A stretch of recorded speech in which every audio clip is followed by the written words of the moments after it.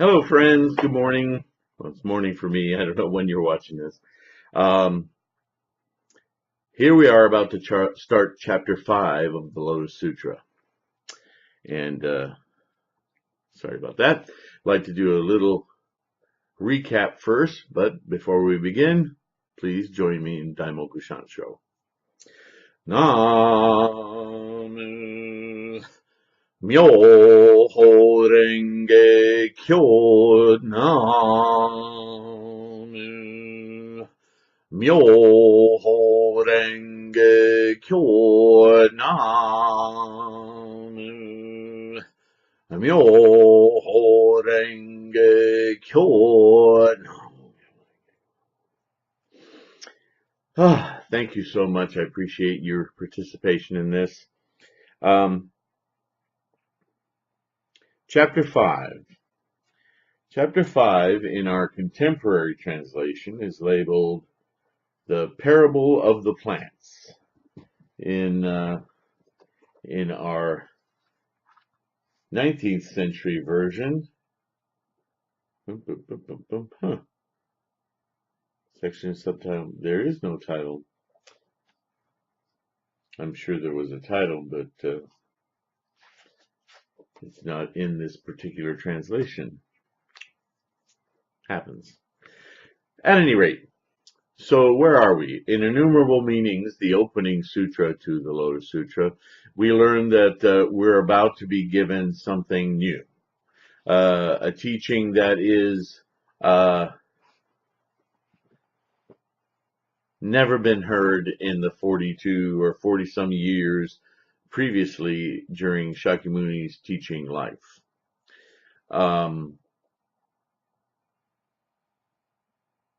Then in the introduction, the first chapter of the Lotus Sutra, we are set up in this mental space as an audience member, and as an audience we see not only does it infer the people that are in attendance to hear this teaching, this sermon, but as is repeatedly the case throughout the sutra, the audience continues to grow in numbers that are unfathomable, the implication being that this teaching is for all beings. So in the context of this sermon, the audience is explained as being this unfathomable number of people, because it includes not only the students and disciples and monks and people, lay women, laymen, so on and so forth, of his day, and those actually physically in attendance, but that the teaching transcends their human existence and is taught or spoken without constraints of attendance. So in the sermon, the attendance is timeless. It's everyone. It's for everyone. This was always Shakyamuni's intent, Siddhartha's intent, in fact, when he was seeking enlightenment and went through all of his different stages of Brahmins and other teachers to try to get to a fundamental truth. His whole goal was to figure that out for everyone, regardless of their position, caste, place, life condition, so on and so forth. So this is oft repeated in the form of, there were 80,000 bodhisattvas, there were 100,000 or as many as sands in the Ganges, laymen, laywomen, so on and so forth. So you get that. So that's basically the function of the introduction, is to prepare us to say, okay, this teaching that you're about to hear, for everyone throughout time, here, not here, so on. Types of people, blah, blah, blah. Then in the second chapter,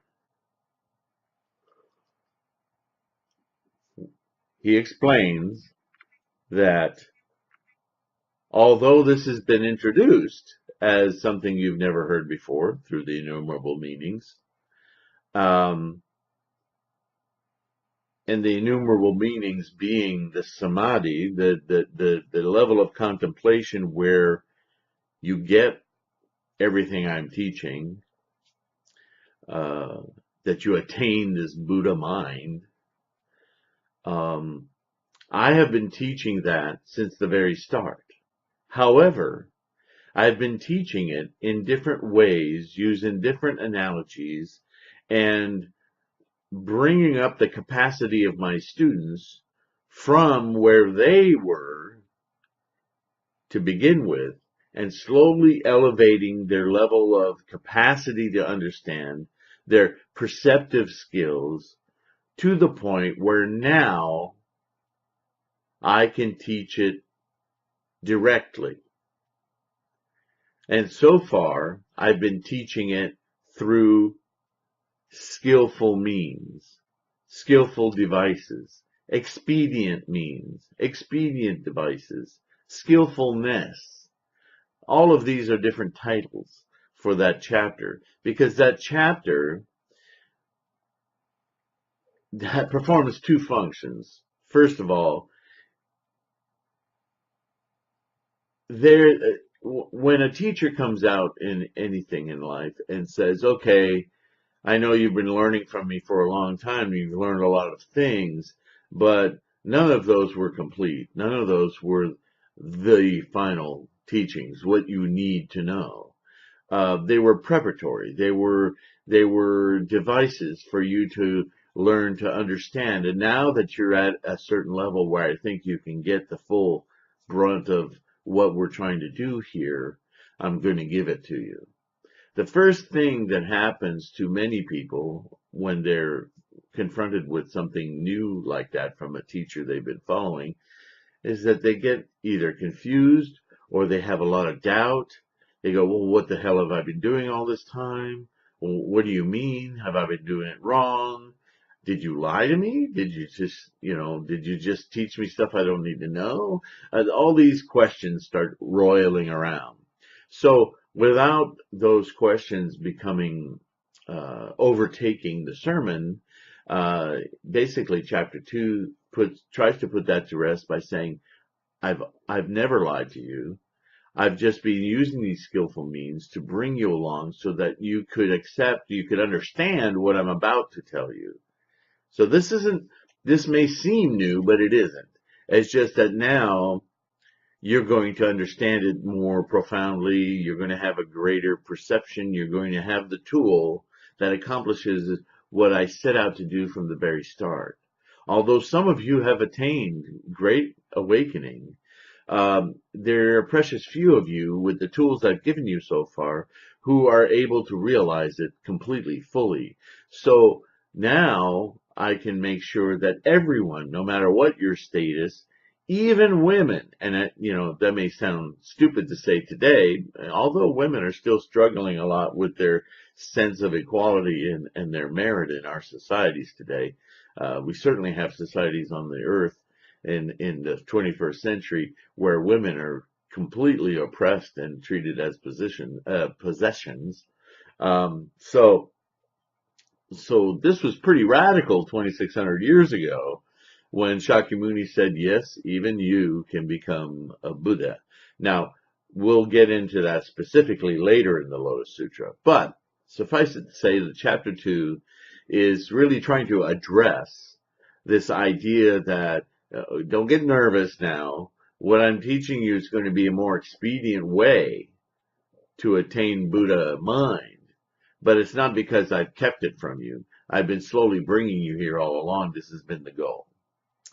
So that's a very important thing because he hasn't really said that before. So the dialogue in the sermon, this mental exercise, is to clarify for anyone who's learning Buddhism that this Lotus Sutra is a keystone Okay, it's very important. So this is the import of the second chapter, the Holman chapter, that we use in our recitation practices of Gongyo, because it is key to the first half of the Lotus Sutra.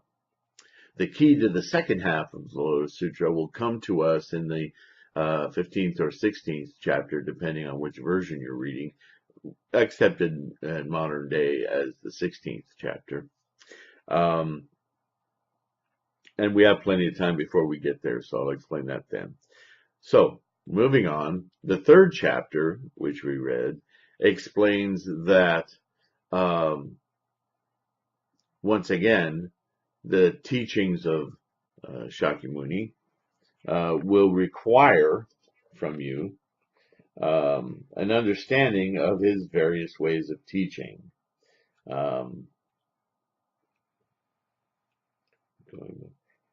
The parable once again extends what he says in the second chapter, again trying to handle this confusion and doubt, and making a parable, a comparison, a simile, by showing a great father figure that has all of this untold wealth, whose house catches on fire, and he has to get his children out of different ages so they have different capacities, right? They're totally engrossed in play, and they don't want to leave their play to get out of the burning house, so he has to devise a means, a skillful means, of convincing them that safety is outside the house. So he gives them these goals that entices them to move toward safety, which they all do, and he gives them 3 different goals for their different capacities, gets them all out of the house, and once they're out of the house, now we're here at the Lotus Sutra, basically, and he's saying, okay, I gave you all these different goals, Sharavaka, Pratyeka Buddha, to be an Arhat, or Bodhisattva, but now I'm going to give you the Buddha way, the maximum, all of you, no matter what your capacity is, I'm going to drop this ultimate gift on you, if you will. It's a very Western word, gift, but I think you follow the reasoning. And so, again, he's justifying his skillful means and his method of teaching, right? So in the 4th chapter that we last covered in the last video, he's now progressing in the sermon to explain to them, now that you understand these skillful means, now that you have a concept that you don't need to be confused or have any doubt, you need to understand that your conviction in these teachings is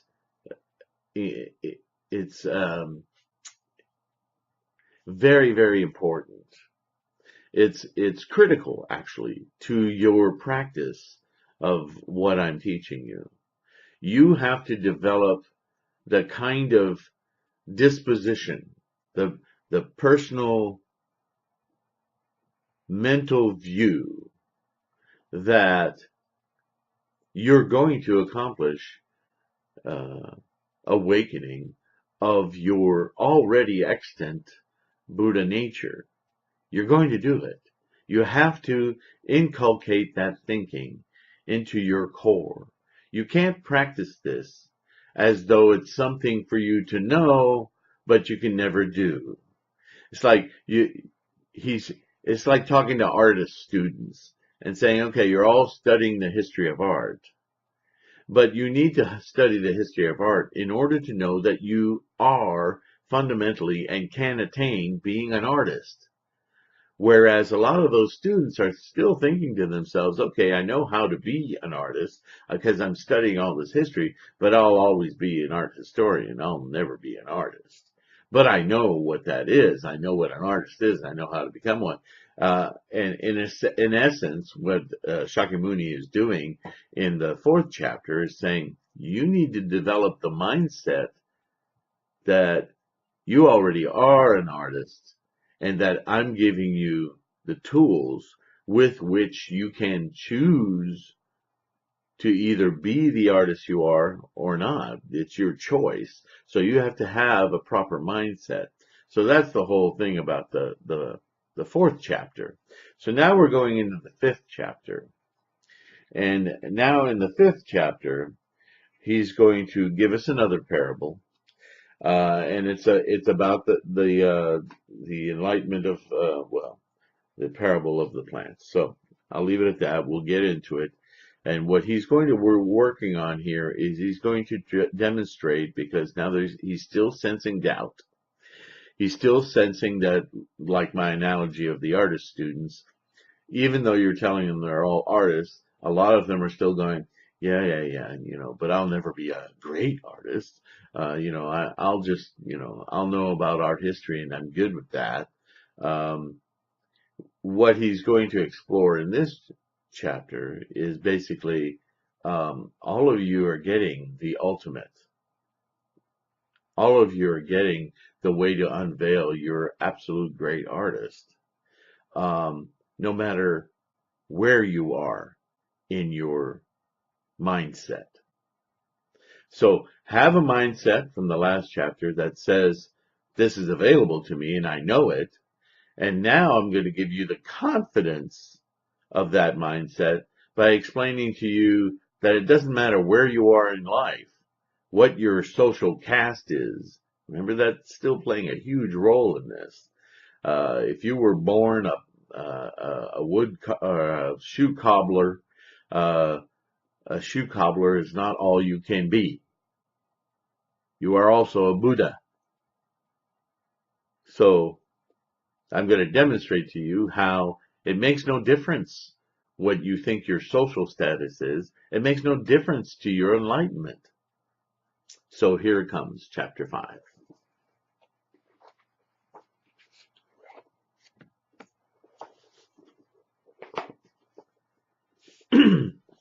At that time, the world-honored one said to Mahakashyapa and other great disciples, well done, Kashyapa. You have done well at describing the real blessings of the Tathagata. Truly they are as you say. The Tathagata manifests innumerable, unlimited, countless blessings. If you describe them for innumerable hundreds of millions of eons, you could not finish. You should know, because now what's that about? That's not about time so much as it is about quantity. What he's saying, in essence, is that I wish I could come up with a better word than gift. The ultimate awakening teaching that I'm offering you, this entire audience of everyone throughout time,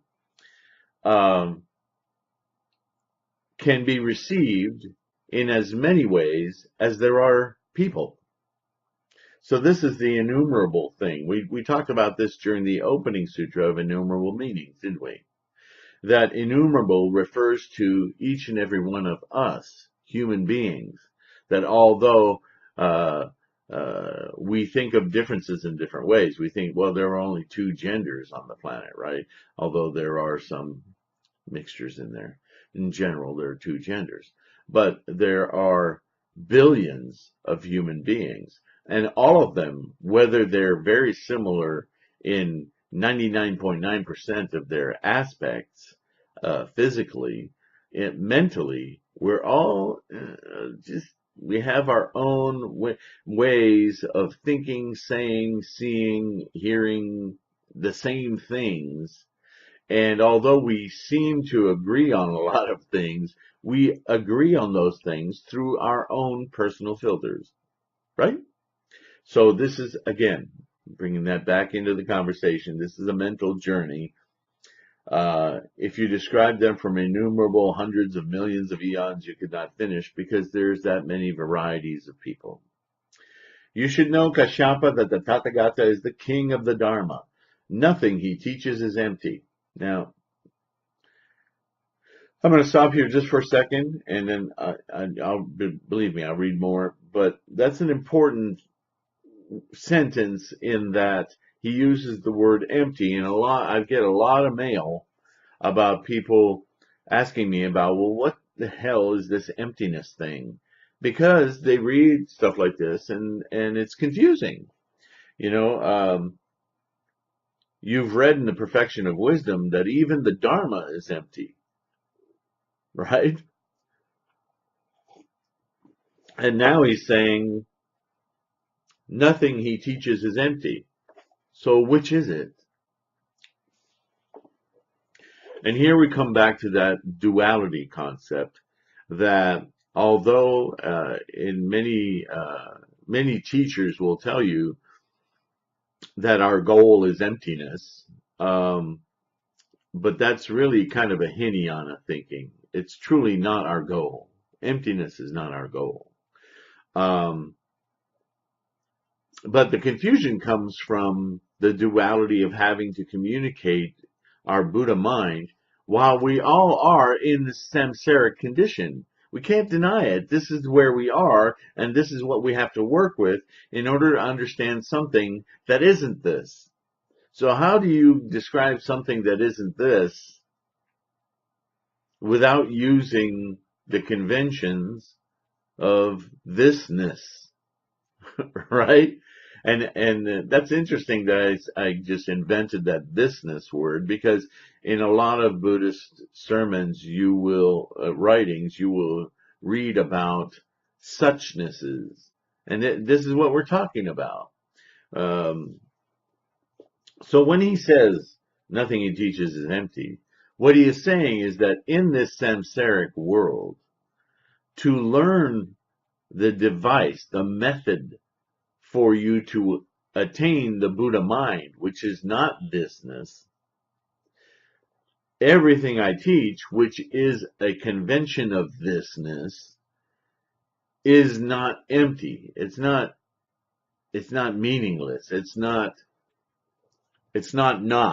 extant, right? The truth is in this. Okay?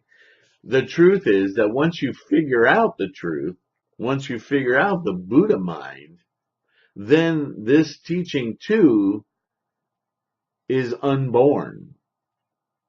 It's only here to facilitate you in this state to understand the Buddha mind.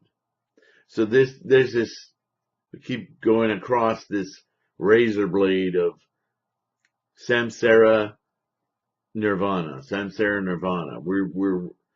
We're describing nirvana in samsara, which is the whole point of Buddhism, is to live this life well, not to exit it, not to negate it, but to be in it without being controlled by its conditions.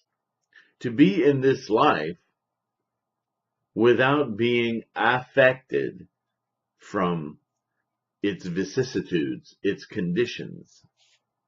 That's enlightenment. So, I thought you might key on that. When I read nothing he teaches is empty, a lot of you out there might have gone, huh? So I hope that helped you understand. He preaches all the teachings through wise use of skillful means. There once again, he's trying to explain why it's not empty. All that he teaches leads to a state of comprehensive wisdom. The Tathagata sees and knows where the teachings lead. You see, that's what I was just explaining. Where they lead is Buddha mind. With Buddha mind, you no longer need to know how to be led there. See the jumping in and out?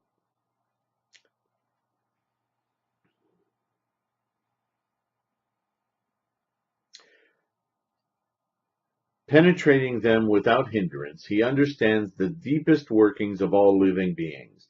Moreover, having the most thorough understanding of all the teachings, he reveals his all-encompassing wisdom to living beings. Again, the samsaric state. Kashyapa, suppose that in the 3,000 great thousandfold world, growing on mountains, along rivers and streams, in valleys, in different soils, There are plants, trees, thickets, forests, and medicinal herbs of various and numerous kinds, with different names and colors. Here we go with the different types of human minds, right? Different castes, different whatever, all our differences. A dense cloud spreads over all of them, covering the whole 3,000-fold, great thousand-fold world, and pours rain down on all equally and at the same time. The moisture reaches all the plants, trees, thickets, forests, and medicinal herbs, with their little roots, little stems, little branches, little leaves, their medium-sized roots, medium-sized stems, medium-sized branches, medium-sized leaves, their big roots, big stems, big branches, and big leaves. Again, he's making the point that everybody has different capacities, right? But the rain is even across all of them. The teaching.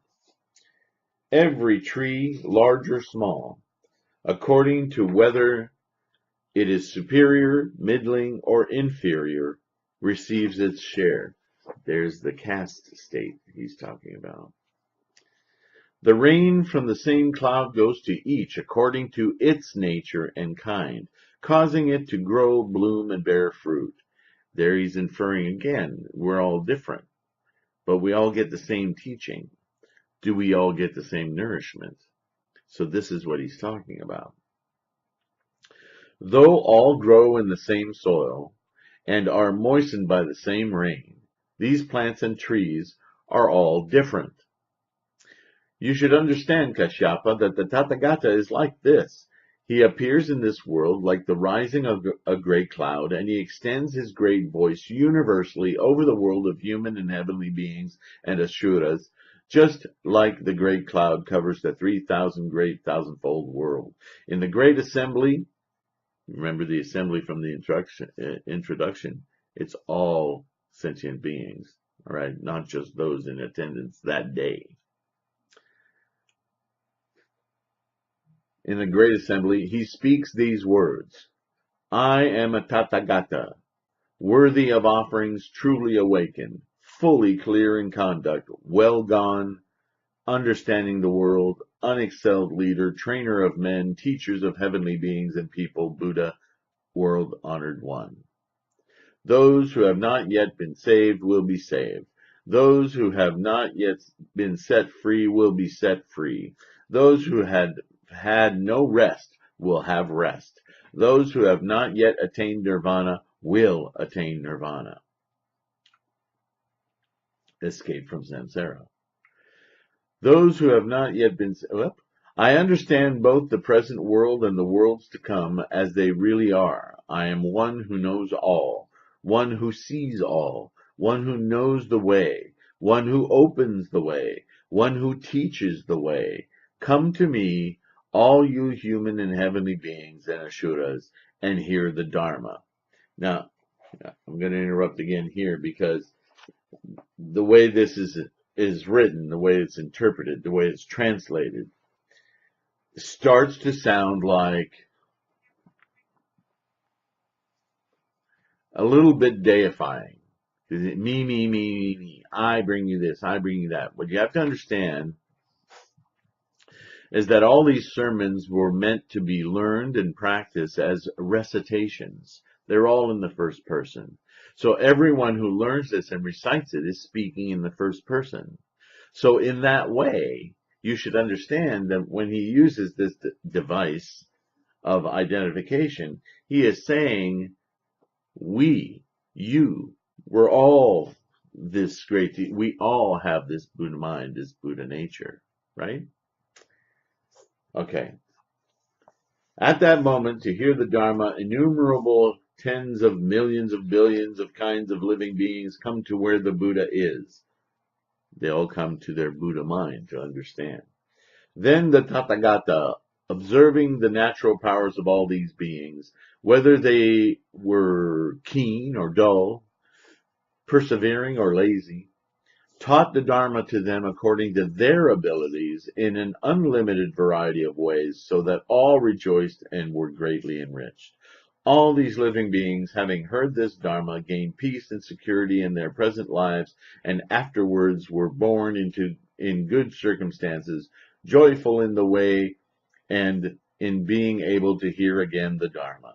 Having heard the Dharma, they will be freed from obstacles and, according to their capacity for the teachings, will gradually enter the way. There's the whole dime.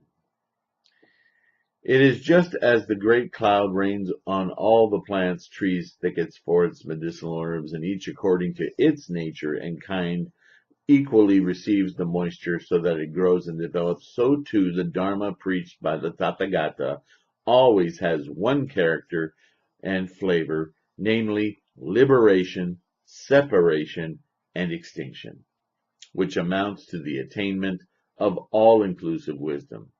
When living beings hear the Dharma of the Tathagata, though they embrace, read, recite, and practice it as preached, they themselves are not aware of the blessings they have received. Why?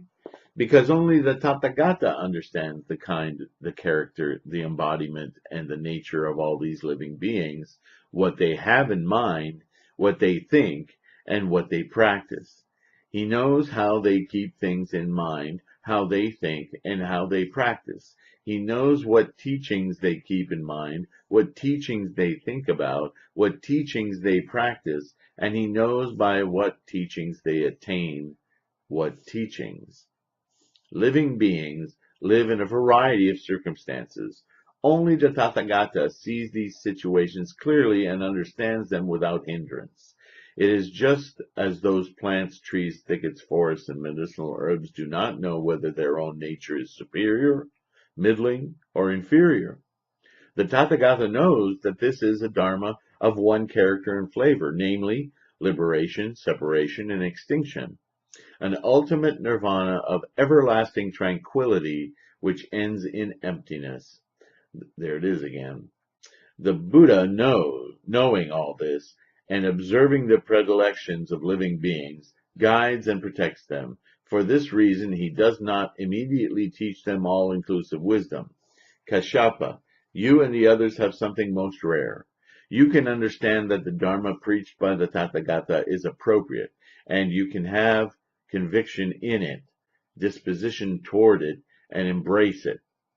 Why is this so rare? Because the Dharma preached by the Buddhas, the world-honored ones, according to what is appropriate, is difficult to comprehend and difficult to understand. At that time, the world-honored one, wanting to say what he meant, once again spoke in verse. And I'm going to read the first verse because it's going to help us understand, because I know a lot of you went, when I read the part about ultimate, liberation, separation, extinction, and ultimate nirvana of everlasting tranquility, which ends in emptiness. I'm going to get back to that. The first stanza here reads, the Dharma King, breaker of ideas of being. That's a really key phrase right there, however it's translated. Breaker of ideas of being, appears in this world in accord with the desires of living beings. He teaches the Dharma in a variety of ways. So it's going to repeat everything he said, and there'll be some insight in that, so I encourage you to read all of that. I want to concentrate on the meat of these chapters, so I will only read some stanzas of the prose if I think there's elucidating value in them. There is elucidating value in them. I shouldn't say it that way. But I'll leave you to read that so that you can get it. I just want to guide you. So when he says that, namely, the one thing he's teaching, the biggie, is liberation, separation, and extinction, and ultimate nirvana, everlasting tranquility, which ends in emptiness.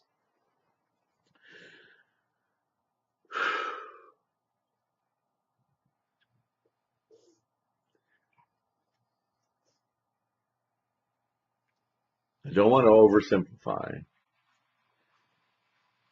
but this teaching is about understanding that everything we perceive in our mundane, earthborn, physical life is perceived through innumerable filters. You get that, right?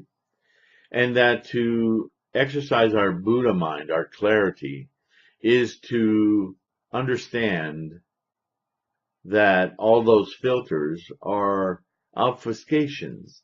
They're the source of where we get disappointments and emotional content through our cravings, our desires, all of that. I don't want to repeat all the teachings. I think you're getting that.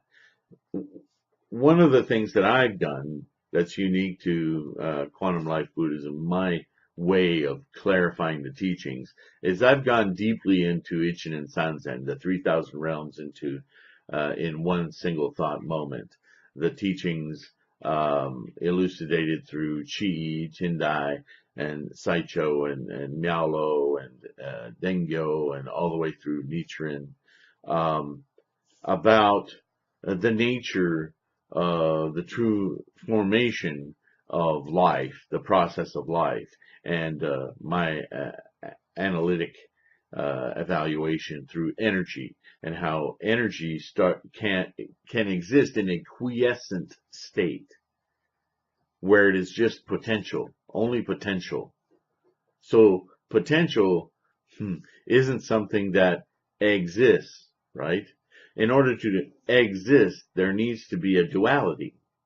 So potential is non-dual. It's non-differentiated. And they're starting to study this in science through quantum gravitational fields, but they're struggling with it.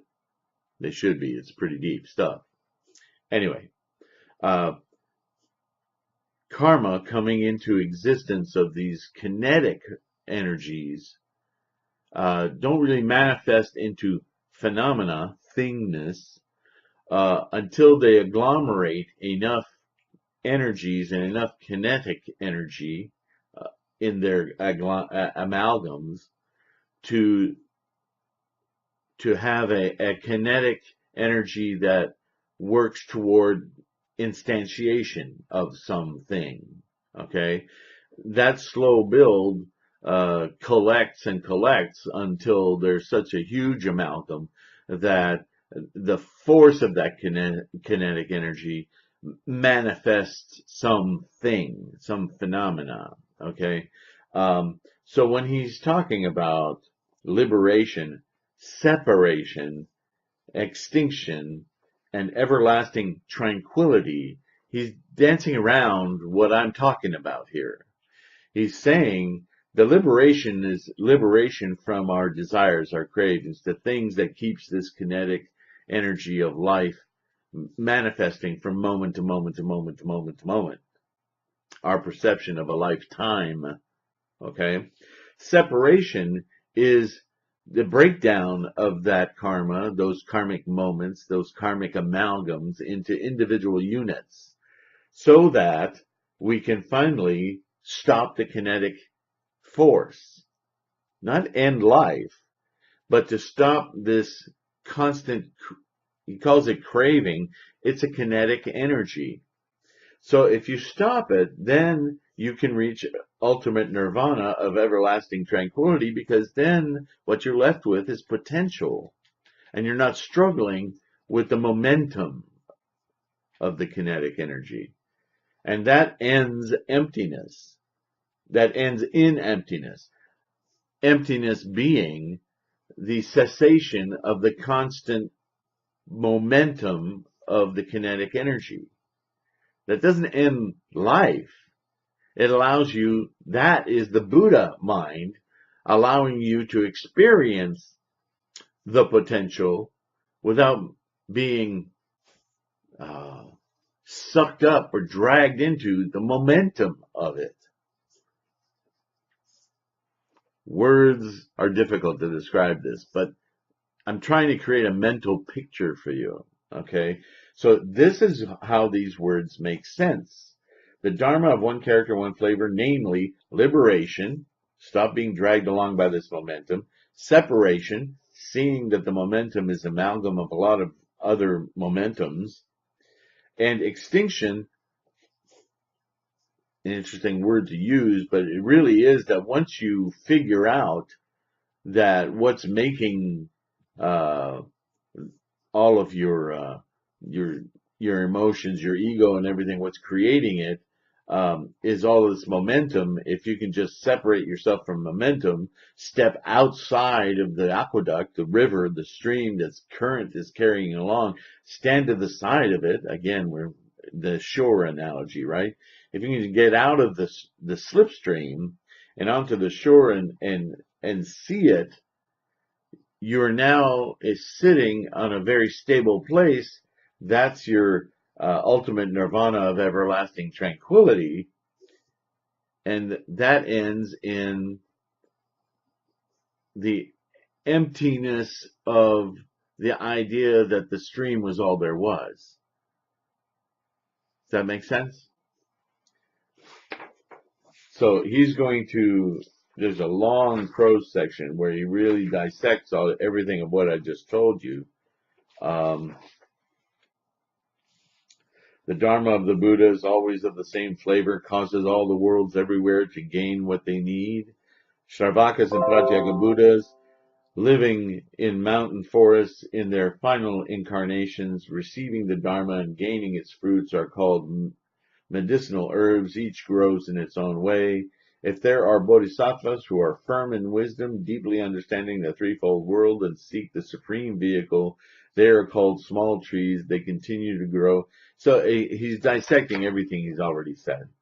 What you are practicing, he ends with, is the bodhisattva way. As you gradually practice and learn, every one of you will become a Buddha. So there it is.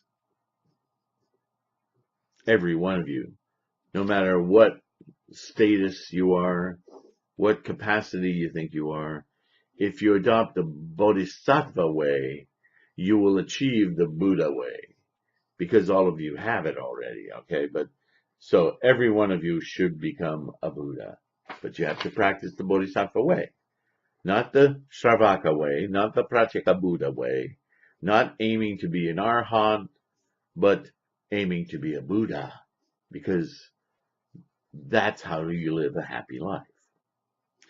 Chapter 6 is assurance of becoming a Buddha. So, you see how this builds slowly? His whole teaching takes you from square one and slowly builds every component until you realize your ultimate nature. So that's chapter 5. Thank you very much for participating. Next video, chapter 6. Have a wonderful day. Thank you so much. If you're able at all, I would love and appreciate your support on my Patreon channel, patreon.com/TLK, Threefold Lotus Kuan, TLK. If you can't, that's okay, because the enrichment of doing this is all the reward that I need. But computers cost money, internet costs money, so on and so forth. So if you have the ability, please help out so I can continue to do this. And my appreciation is more than I can describe. Daimoku Sancho, please. Namu Myoho Renge Kyo. Namu Myoho Renge Kyo. Namu Myoho Renge Kyo. Thank you so very much. Please take care of yourself. Love and respect each and every one of you.